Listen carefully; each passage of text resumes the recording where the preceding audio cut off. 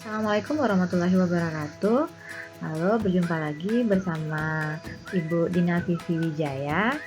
Kali ini kita akan membahas bagaimana peranan teknologi, yaitu ilmu pengetahuan dan teknologi dalam kegiatan ekonomi. Yuk, mari kita sama-sama simak.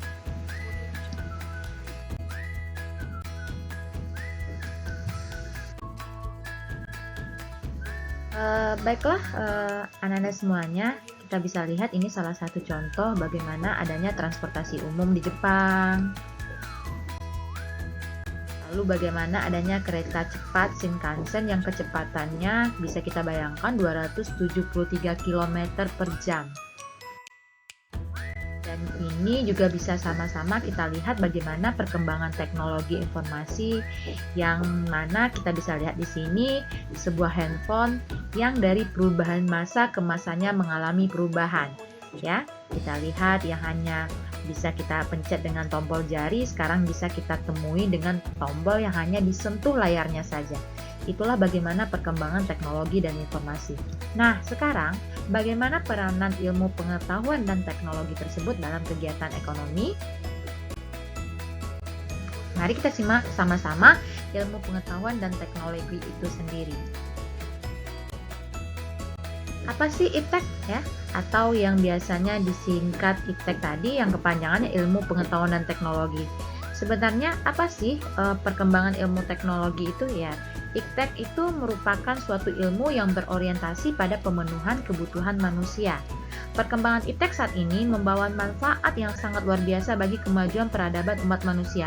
Pesatnya perkembangan IPTEK dapat kita lihat dengan semakin bermunculannya teknologi canggih yang dapat membantu aktivitas manusia, seperti yang telah kita lihat pada gambar sebelumnya. Perkembangan IPTEK juga bisa memfasilitasi kegiatan usaha semakin lancar sehingga dapat menimbulkan kesejahteraan bagi masyarakat. Namun, perkembangan fintech juga akan membawa beberapa dampak, baik dampak positif maupun dampak negatif. Apa saja dampak positif perkembangan iptek? Yang pertama, dapat terpenuhinya kebutuhan manusia, artinya mengurangi permasalahan ekonomi yang dihadapi. Selanjutnya, dapat membuat segala sesuatu lebih cepat dan mudah. Juga mempermudah dan memperluas informasi, menambah wawasan pengetahuan, meningkatkan produktivitas, mempermudah kegiatan promosi dan pemasaran suatu produk, memperluas pasaran penjualan produk, mempermudah transaksi perdagangan. Bisa kita lihat sekarang ya, adanya internet banking, mobile banking, dan juga online shopping. Nah, itu adalah salah satu bagaimana dampak positif perkembangan iptek terhadap kegiatan ekonomi. Ada dampak positif, ada juga dampak negatif. Dampak negatifnya apa saja? Dampak negatif perkembangan iptek yang pertama, mempengaruhi pola pikir masyarakat. Yaitu jika informasi yang diperoleh melalui internet berisi tentang segala hal bersifat negatif, tentu pola pikir masyarakat pun juga akan berubah. Selanjutnya juga menyebabkan polusi. Semakin masyarakat banyak menggunakan hasil perkembangan iptek, misalnya kendaraan bermotor, maka pencemaran juga semakin bertambah. Dampak negatif perkembangan iptek juga dapat membuat orang semakin malas. Sebagai contoh, setiap siswa nih hanya selalu memegang handphone dan melupakan kewajiban sebagai siswa untuk belajar. Dan juga dapat menimbulkan kerusakan, misalnya kerusakan lingkungan alam sebagai akibat semakin banyaknya limbah industri yang dibuang oleh perusahaan industri. Bahkan mungkin bisa jadi suatu saat lahan tersebut dijadikan tempat untuk berdirinya mall. Dan juga akibat dampak negatif perkembangannya iptek apa? Semangat gotong royong dan tolong menolong juga semakin memudar. Memudarnya juga nilai-nilai asli bangsa.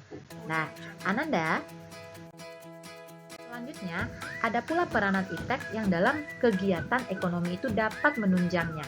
Apa saja? Yuk, sama-sama kita simak.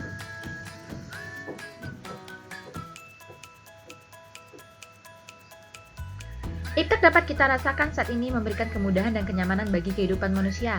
Perkembangan iptek memiliki dampak positif dan negatif tadi yang sudah kita bahas. Yuk kita sekarang kegiatan ekonomi yang meliputi apa saja, adanya produksi, distribusi, dan juga konsumsi. Peran perkembangan iptek bagi kegiatan ekonomi antara lain, yang pertama di dalam kegiatan produksi.